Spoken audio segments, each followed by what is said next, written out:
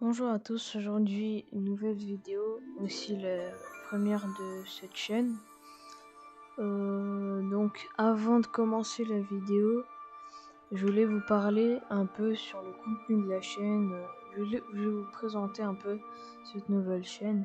Alors dans cette chaîne, comme dans cette vidéo, il y aura des vidéos que sur les animés et principalement sur One Piece parce que One Piece c'est l'anime que je connais le mieux. Mais il y aura aussi d'autres vidéos, genre sur d'autres animés, je sais pas, Demon Slayer, ce que vous voulez. Mais ce sera vraiment principalement One Piece. Donc voilà, là, cette vidéo, ce sera... on va voir qui est le plus fort entre Naruto Mode Byron et Luffy Gear 5. Donc n'hésitez pas à liker, vous abonner, mettre... liker, vous abonner. Ok, ça ferait vraiment plaisir. Activez la cloche des notifications et on peut commencer la vidéo.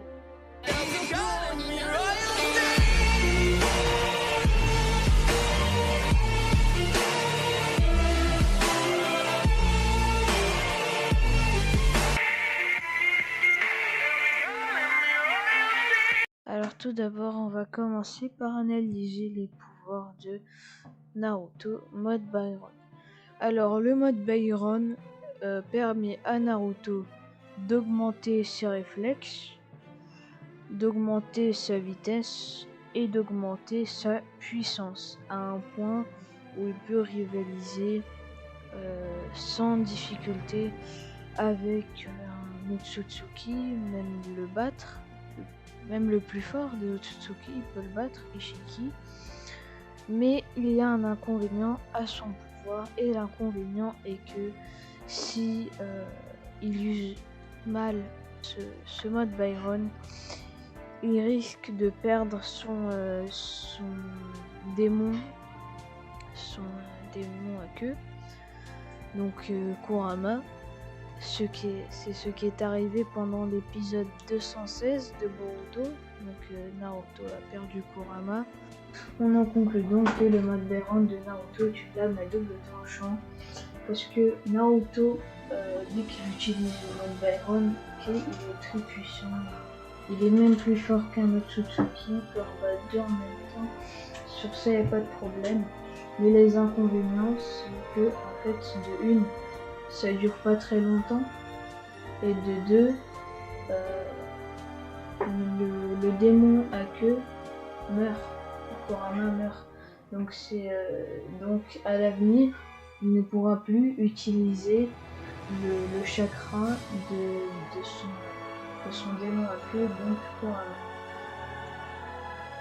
Alors maintenant, on va analyser le pouvoir de Luffy Gear 5, l'éveil du Ito Itonomi modèle Nika. Alors, tout d'abord, Luffy Gear 5 peut attraper la foudre, et donc il peut créer la foudre aussi parce qu'il change l'environnement autour de soi. Il peut être géant, comme on l'a vu quand il a battu Kaido. Il a une technique avec sa main géante, il peut devenir géant, comme le Gear Sword mais un peu plus. Après, sa seule limite, c'est l'imagination. Donc, comme on peut le voir, chapitre 1070 de One Piece, le fil fait apparaître des lunettes comme ça. C'est une chose qui peut lui être utile au combat, parce qu'il peut faire apparaître plein de choses, des murs, etc. Mais son pouvoir a un inconvénient, c'est que, comme tous les pouvoirs puissants, en gros, quand il l'utilise, il est affaibli, on le reconnaît même plus, on dirait que c'est une personne âgée. Mais après ça va parce qu'il peut récupérer, donc c'est pas encore un très gros défaut comme le mode Byron où on peut plus utiliser le chakra de fruit du démon à queue, pardon. Donc voilà, c'est tout pour l'analyse des pouvoirs du Gear 5 de Luffy.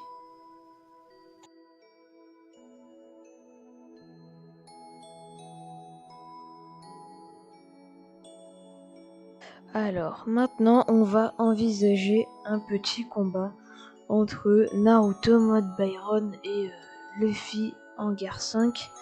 Alors, on va commencer défensivement. Luffy en guerre 5 peut utiliser son acquis de l'observation qui lui permet de voir le futur et de prévoir les coups de l'adversaire. Donc il peut modifier son corps selon les coups de Naruto. Il n'a même pas besoin de bouger. Comme vous pouvez le savoir, Luffy peut être géant, mais il peut aussi être plus petit, puisque il imagine ce qu'il veut en fait. Vu que sa seule limite c'est l'imagination, tout ce qu'il imagine devient réel. Donc il peut modifier son corps comme il veut. Même son corps, ça peut être un rouleau de scotch, il peut le faire. Après Naruto, ses réflexes sont augmentés, mais Luffy a quand même l'avantage. Parce que Luffy peut prévoir si Naruto esquive le coup et par où il l'esquive, grâce à l'acquis de l'observation. Donc Luffy est largement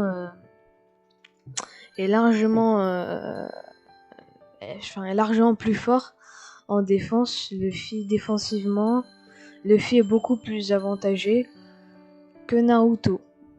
Maintenant, offensivement. Alors Luffy peut être géant, donc il peut utiliser la même technique contre Kaido. Voilà. Avec son point géant recouvert de haki. Il peut utiliser aussi le Ryuo qui permet de détruire les organes internes de l'adversaire. Après, il peut utiliser le haki des rois pour le paralyser, mais je pense pas que ça marcherait parce que Naruto aussi a de l'autorité. Mais bon, je pense que s'il utilise le haki des rois qui terrifie juste avec sa présence ou son regard, je pense que ça marchera pas sur Naruto. Mais ce qu'il peut faire, c'est qu'il peut mettre du haki des rois dans ses points. C'est ça qui marchera mieux en fait. Mais ça va pas le paralyser ou quoi que ce soit, c'est juste que les points seront plus puissants. Après, Naruto il peut utiliser son augmentation de force, bien évidemment. Peut utiliser le ninjutsu, voilà, Rasengan, Mokuton, pour se protéger. Mais je trouve que, enfin, c'est pas je trouve, hein, c'est comme ça. S'il utilise beaucoup de ninjutsu, en fait, ça va consommer plus de chakra de Kurama, donc le mode Byron de Naruto durera moins longtemps.